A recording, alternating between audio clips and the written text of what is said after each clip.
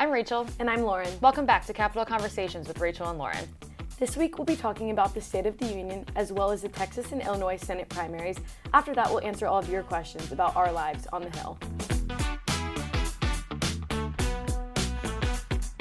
Welcome back, everybody. Coming up this week, we have a lot going on, which we say all the time, but we really do this week. On Tuesday, tomorrow, we are going to be having the State of the Union, which a lot of people, people know what it is, like they watch it on TV, but it's an address that the president gives every 2 years. They do an address every year, but the midpoint of a term is the State of the Union. And so we're going to be very interested because President Trump will be coming to Capitol Hill. He'll be in the House chamber, and he will be speaking to most of the members of Congress, but we already have heard some people who are deciding not to attend. Yeah, I mean, we've heard of a handful of Democrats, both House and Senate. I think that coming to D.C., I knew what the State of the Union was. I don't think I realized how big of a deal it is to people in D.C. I also didn't realize that they're not all State of the Unions. Like last year we had a joint address. This one's a State of the Union. I didn't know that either. I didn't know the difference between the two, or I still don't really know why they're not all called State of the Union. I don't know if there's even a reason for it. I think it's just because like the joint address is to... In my head, the joint address is what you give when you've been in office for literally a few months. And you're like, here's all the cool things I'm going to do. It's more of like a stump speech to be like, here's how awesome I plan on everything being. But then the State of the Union is truly like the state of our union. Like, you've been in office now. Like, what's going on with the country? And I think a lot of people are really curious to hear what President Trump has to say, because there's a lot going on in the country that a lot of people don't agree with. And he's going to have to go up there and not only justify what he's done, but then have to give kind of this portrayal of what he's hoping to do in the future. And I think that's why you're seeing a lot of Democrats, as you were saying, like decide they don't want to go because they don't really care what he has to say. I do think that they are pretty pivotal. Like, I would say that they're one of the most tuned into events that addresses that presidents give. I think that one that comes to my mind that's so memorable is that last one that President Biden gave. I'm not going to say he did amazing, but he did kind of blow everyone out of the water in the fact that he did better than people thought. I'm not saying he did incredible, but there was like a lot of things about him. A lot of Republicans were saying he took medication or was heavily caffeinated, but he was like extremely energized. And that was a really big point in Biden's presidency. I think obviously that turned around and went downhill quite fast whenever the debate came. But I do think that did turn around his campaign for a second term before it eventually plummeted. But this is something that a lot of people tune into, and it gives Republicans and President Trump a massive platform to explain what's going on, this, like you said, the state of the country, things going on with the DHS government shutdown, things going on with ICE, just like a lot of very controversial things. It gives him a massive platform to explain those things. And obviously, President Trump is a good public speaker. He's quite the entertainer. He's quite entertaining, regardless of if you agree with him or not. He makes jokes, he's witty, he's quick on his feet, and regardless of if you like what he's saying, he is engaging. And so I do think that going into primaries, the Texas primary is March 3rd, a week from the State of the Union. I don't know how much pull it'll have, but it is a massive way to get the Republican platform out there and explained.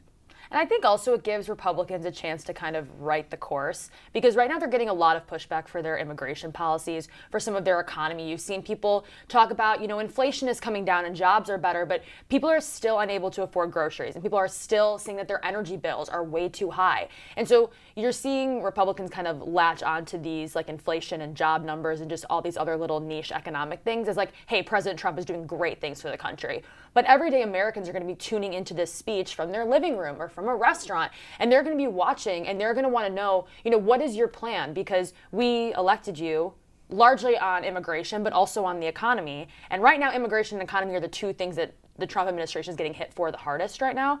And so I think that that's going to be what a lot of people are wanting to hear is Trump going to address the Minneapolis shootings of the 2 U.S. citizens during the immigration raids? Is he going to address the fact that people are getting deported, some of them U.S. citizens, some of them who are young children? Like, there's a lot of things that Democrats have been pointing out, and even some Republicans are starting to get wary of everything that's been going on. You're seeing, opinions of how Trump is handling immigration go down. And so I think that he is quick on his feet and he is good to make jokes, but I don't think, in my opinion, you're going to hear him kind of concede that his immigration policies aren't working. I think you're going to see him go full steam ahead and be like, look what we're doing. Under Biden, the border sucked. You're going to hear probably a lot of Biden, but I think also that's going to be key too, is some Republicans are kind of sick of Trump blaming Biden on everything. And at this point, the State of the Union, we're in the midpoint of his term. He can't really blame Biden anymore. So everyone's going to be looking at him and thinking, hey, like all of this is your fault now.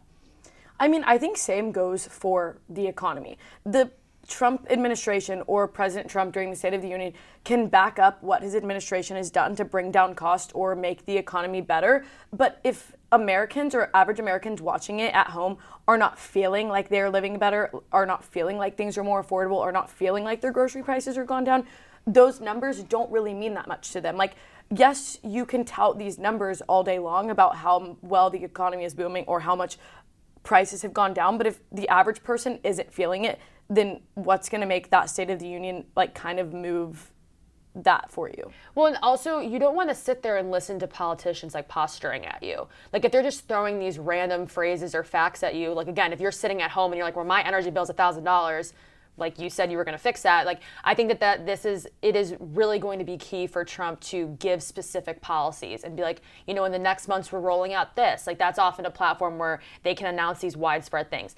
Trump, though, to caveat, has oftentimes announced he's going to do these big grand things and then they never come to fruition. Like he did talk about the big beautiful bill though, and no one thought that could get done.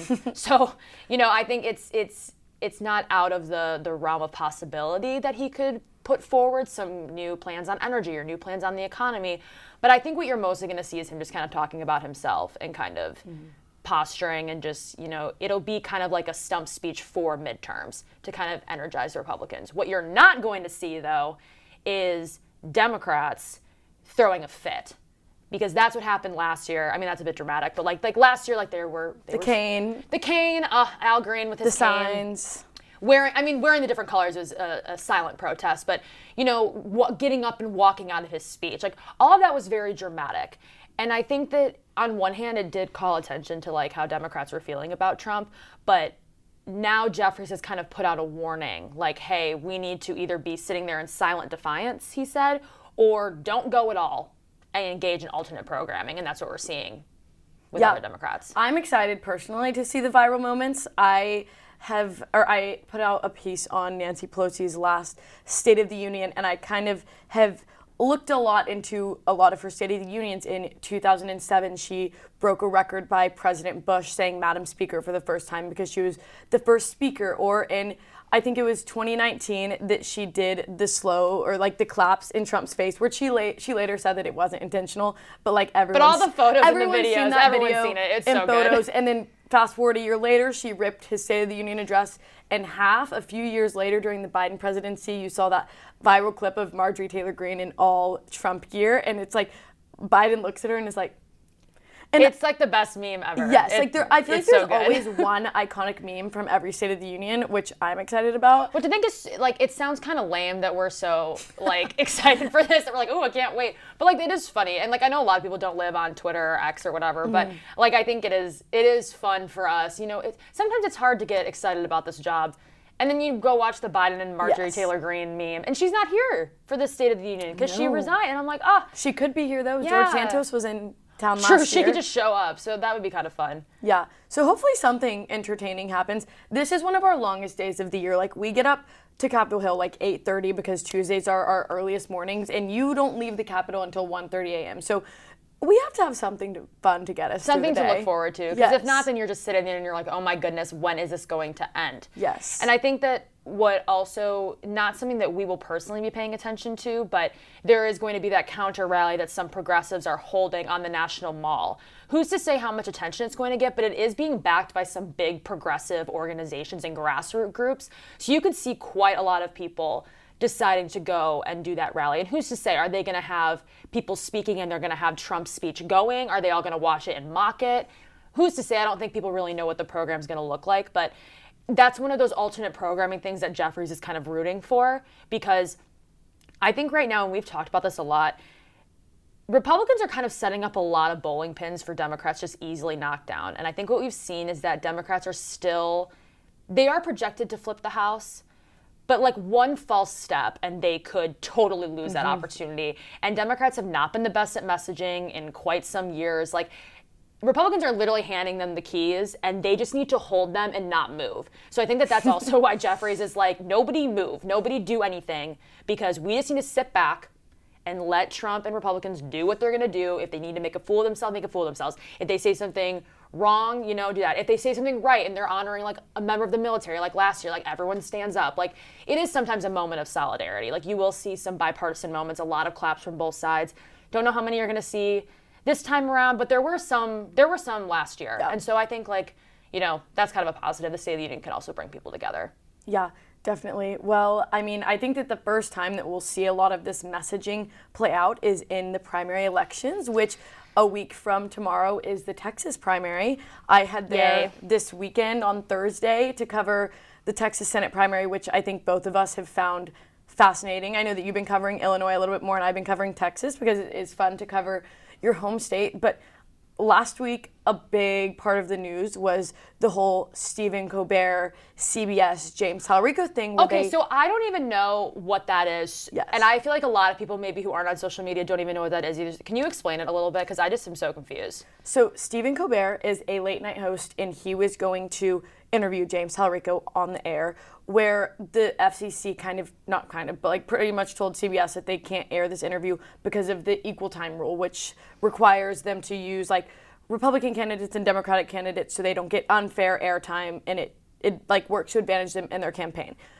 Traditionally, this is not applied to late night hosts. It's more like broadcast news, because late night shows, let's be real, are not news. Like they're more entertainment, and so it has not been used by these late night hosts or enforced by these late night hosts. So this is like one of the first things we've seen of an enforcement of this equal airtime on a late night show that the Trump administration kind of talked about doing earlier this year, but I mean, it hasn't been seen. So needless to say, they didn't air it, but that doesn't include social media platforms. So then Stephen Colbert, he couldn't say James Talarico's name, but he pretty much at the beginning of his segment of his late night show said that he wasn't allowed to air an interview, and then he put it on his YouTube and his social media, and they completely took off. I talked to Democratic strategists, and they were like, that was the greatest gift that both Stephen Colbert and James Talarico could have been given by the administration, because in like what Democratic strategists have said, in their like trying to silence them, it really only elevated them. Well, yeah, because if you're told not to do something, and then they're like, don't worry, I put it on YouTube, everyone is going to rush to go see it, because they're going to be like, well, what did they say? Like, is it something they said that was bad? Like, that is quite a great marketing strategy. So the Trump administration, that may have backfired on them a little bit. 2 weeks out, early voting in Texas has been open. It opened last week, and it happened like right when Texas early voting happened. That is a extremely close Democratic primary. A lot of Texas Democrats think that Talarico does have the ability to take it all the way and possibly flip the seat. Still an uphill battle, obviously. Yeah. Texas hasn't had... I think he could bring it very close, so I won't say I'm confident that he can win. Yes. But I think that his ability to meet people in the middle, he's been going on some of these Republican podcasts, he's been going on some like just moderate shows, like going just completely transcending different avenues, like kind of like what you've seen Barack Obama doing lately. It's just going on these random shows that he never did before. Like, you never know. Like, you never know truly if that can, that can turn like 20 voters. And we've seen how close elections can get. I mean, in Iowa, someone won their seat by 5 votes. So, any vote does matter, truly. No, totally. And I mean, I feel like the first person that we saw really do that, go on these podcasts that cross the aisle and bring in those center voters, center of right voters, was Gavin Newsom. And he is, obviously, there's a long time till 2028, but he is right now predicted to be the Democratic nominee. So I think that tactic is showing that it's working. James Talarico got his footing on Joe Rogan's podcast last August, and that's where he kind of got the idea to run for Senate. And so I am very interested to see who wins that. Obviously, Jasmine Crockett is a firebrand, a social media superstar. In the most recent poll that was done early February, she was leading, but obviously polls don't always aren't too telling. But I do think that this race will, if James Talarico or Jasmine Crockett is the nominee, could mirror 2018, which is where Beto O'Rourke came within like 2.6 points of Ted Cruz, depending on a lot of things. There's a lot of things that are going to shake out, but I will be covering all of it, as you will be covering the Illinois Senate race. Yes, and the difference between the Illinois and the Texas races are a lot. the best way to describe the Texas race is exciting. The best way to describe the Illinois race is boring. And I don't even, and it's not just my personal opinion. I've talked to several strategists. I put out a piece last week about this. So Governor Pritzker is also kind of eyed to be a 2028 presidential candidate for the Democrats. And so he's kind of facing his first test right now of national influence because he endorsed his lieutenant governor, Juliana Stratton, to become the next senator of Illinois. But she's facing 2 members of Congress in the race.